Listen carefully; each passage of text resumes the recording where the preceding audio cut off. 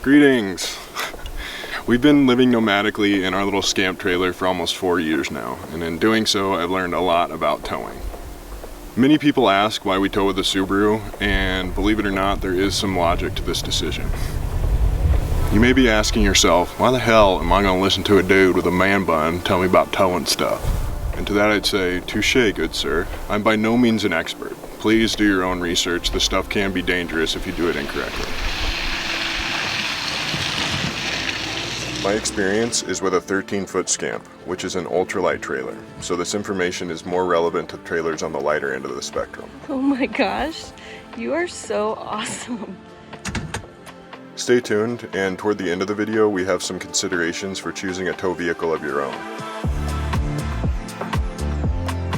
What do we tow with? The tow vehicle for our Scamp is a 2004 Subaru Forester XT. It's all-wheel drive with a 2.5-liter boxer engine. It's the EJ255 dual overhead cam model, same as the STI from that year with a smaller turbo. It pushes about 210 horsepower and 235 foot-pounds of torque stock, and it's rated to tow 2,400 pounds. Why the Subaru? Subaru has excellent all-wheel drive systems in their cars, which is great because we spend the majority of our time on gnarly dirt roads. The gas mileage is good too, low 20s normally and high teens while towing. The transmission is the 4EAT automatic, and although I prefer a manual, many experts argue that auto transmissions are better for both off-roading and towing.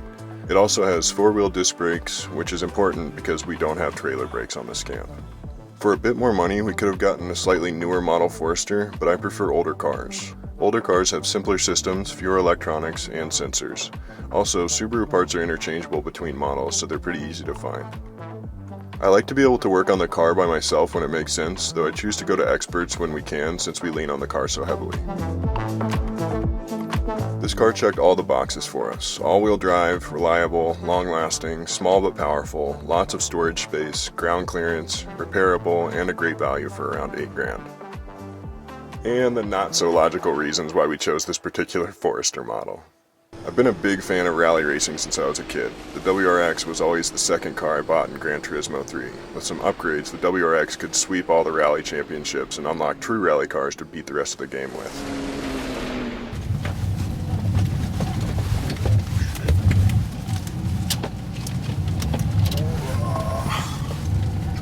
Oh! Thank you, Gran Turismo 3, for helping me make that turn. Since we spend about 80% of our time on dirt, the rally heritage is actually practical for us and makes the car a blast to drive off-road. I just love driving turbo and supercharged cars. Woo!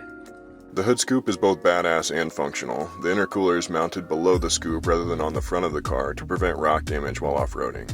This particular model year and spec is one of my favorite cars Subaru has ever built. Why not a truck? If we were to switch to a truck, which we may at some point, we would probably go with a Toyota.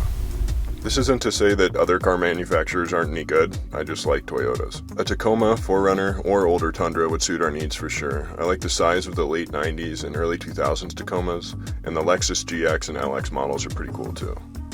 Solid trucks, Tacomas especially, are expensive though, and they hold their value super well. At the time we bought our Subaru, we didn't want to have a car payment and we didn't have a ton of money. We traded in the Mini for around $3,000 and paid the remaining $5,000 to own the Forester in cash. We found it quite difficult to find a solid 4-wheel drive truck for less than $14,000, especially in Colorado. Also, trucks are big, especially new ones. Some people like big trucks, though I prefer smaller vehicles. With our compact setup, we can get in and out of tiny campsites and make tight U-turns. And most of the time we aren't actually towing. We spend about 80% of our driving time without the Scamp on the back. Also, although people don't like to admit it, trucks can break down too, even Toyotas. With the initial cost and all the repairs and upgrades we've made on the Subaru in the last 3 years, we've spent around $11,000 total. It may seem like we have a lot of issues with the Subi, but most of the service we do is preventative. I'm really impressed with how well the Subaru has held up given all the hell we put it through.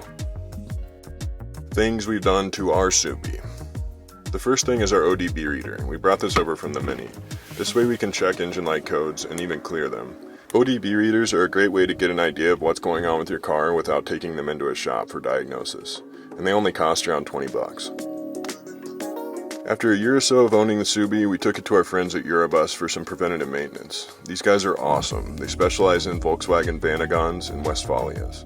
URABUS is Subaru spelled backwards, because they often use old Subi motors in their van builds. At URABUS, we replaced the alternator, AC belt, and installed Rallytech springs. The springs are a bit stiffer for towing and give us an extra inch of ground clearance. The guys at URABUS also replaced the bearings on the Scamp before we left town. We love those guys, and they're located in Buena Vista, Colorado. After our Scamp renovation shit show, the front CV joints on the Subaru began to fail. It felt like driving on a bumpy road even on the highway at 50 miles an hour while accelerating. We replaced the CV joints with a cheap third-party option at a random shop, and these failed less than a year later. We learned our lesson with that, and then bit the bullet and replaced the CVs again at a Subaru dealership with OEM parts and a 1-year warranty.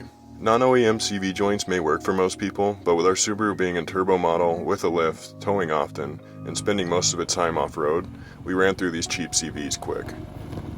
We also replaced our PCV valve at a shop in Idaho. I knew something was up because the car was overheating in the Tetons, and I was having to top off the oil frequently. Speaking of overheating, if you ever see your car's temperature gauge begin to climb, turn your heat on full blast and turn off recirculate. This will pull heat off the engine and into the cabin of the car, cooling down your engine bay. This trick actually works surprisingly well, and it's saved us on a few occasions. After the blizzard we went through this winter, we decided to replace our tires with solid all-terrain ones. We went with the Yokohama GEOLANDAR AT2s. These are one of the only all-terrain tires available at the stock size of our vehicle. Many people are lifting Subarus these days and putting beefier tires on them. Although this looks amazing, it's a bit too much complexity for me. And with higher lifts, the CV joints tend to fail even quicker due to the abnormal geometry the lift induces. Another thing to consider is that with Subarus, all 4 tires have to be the same diameter or you risk ruining the differentials. We have a full-size spare in the back of the Subi, and if we went with any bigger tires, we would have to mount the extra spare externally. Tires are one of the most consequential upgrades you can make to just about any car. I would normally have 2 sets of tires in places with rough winters if we had a storage option. We went with winter-rated all-terrains though, so that we don't have to swap out and store tires every winter season. A couple other simple things that we did to the Subaru were tinted windows and a new head unit. Both of these things made a big difference relative to their cost. The head unit was around $200. I installed it easily by myself, and it's Apple CarPlay, Android Auto, and Bluetooth compatible. It's super nice to have for long car drives.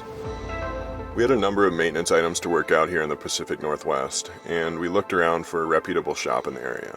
Thankfully, I found SURGELINE Tuning. They're the best tuning and car mechanics I've ever encountered. A couple things we knew we needed to tackle were the spark plugs because they're more difficult to get to on boxer engines, and a check engine light that had been pestering us for quite a while. The check engine light was coming from a leak in the turbo inlet and the evaporative line. They diagnosed this via compression and smoke test, then replaced the turbo inlet. While the car was on the lift at SURGELINE, they cleaned and oiled the air filter, fixed the battery tie-down, replaced upper radiator hoses, boost control lines, evap hose assembly, and PCV assembly. They then replaced the transmission cooler lines and flushed the system. These are all things that other shops had overlooked. These guys went out of their way to make sure the Subi was in good shape. They charged us a very fair price and walked me through all the things they did and potential failure points to look out for. I recently went back to SURGELINE to replace the crank pulley. These guys are awesome because they're a full spectrum tuning shop. They have a dyno, alignment rack, a bunch of lifts, and high quality parts, even spare motors on hand. They often work with race cars, so they know which parts and systems frequently fail when pushed. SURGELINE is in Portland, Oregon. They specialize in Subarus, but can work on about anything. People come to their shop from all over the West and Canada for tunes. I really trust these guys, they're fair, and they know their stuff. Tow vehicle considerations. What will your trailer weigh completely loaded with water, gear, etc.? And what is the tongue weight of your trailer? One of the first things to look for in a tow vehicle is the tow capacity. This factors in vehicle power, frame strength, suspension, and the capability of the transmission. Also consider four-wheel anti-lock brakes, especially if you don't have trailer brakes. Since we only tow about 20% of our time driving, gas mileage without anything attached is important to us. Consider that if your vehicle is underpowered, your gas mileage will likely take an even bigger hit when towing. If the vehicle feels gutless when you're driving over mountain passes, it will likely be downright dangerous to drive with a trailer on the back.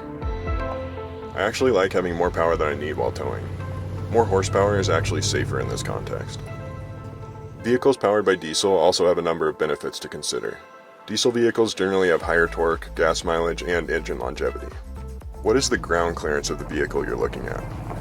Often clearance is more important than four-wheel drive. Grip doesn't matter if you can't clear the obstacle.